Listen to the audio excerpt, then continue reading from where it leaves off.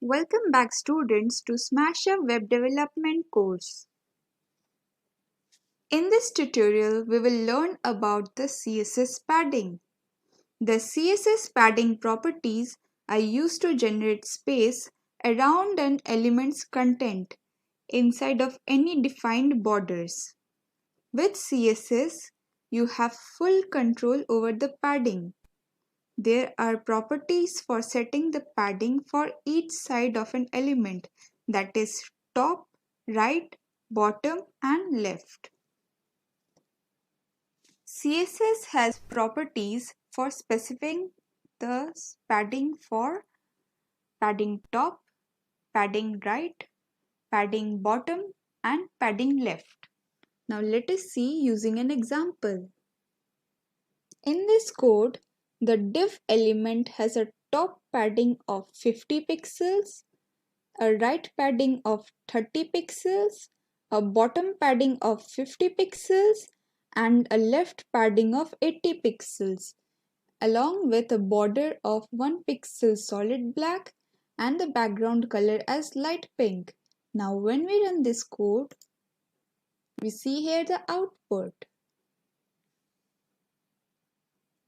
To shorten the code, we use padding shorthand property.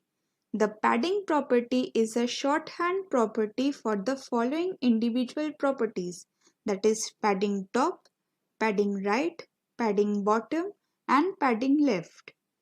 In this example, I have mentioned 25 pixels of top padding, 50 pixels of right padding, 75 pixels of bottom padding and 100 pixels of left padding, along with a border of 1 pixel solid black and background color will be light pink. Now when I run this code, I see that the property has been implemented here. Now in this code, I have changed the div element to have a top padding of 25 pixels, a right and left padding of 50 pixels and a bottom padding of 75 pixels.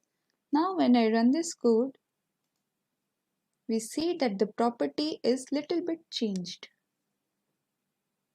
I again change the values to top and bottom paddings with 25 pixels and right and left paddings with 50 pixels. Now when I run this code, we see that the bottom padding is decreased now. Again, when I change the padding to only 25 pixels, which means that all the 4 paddings are of 25 pixels. Now when I run the code,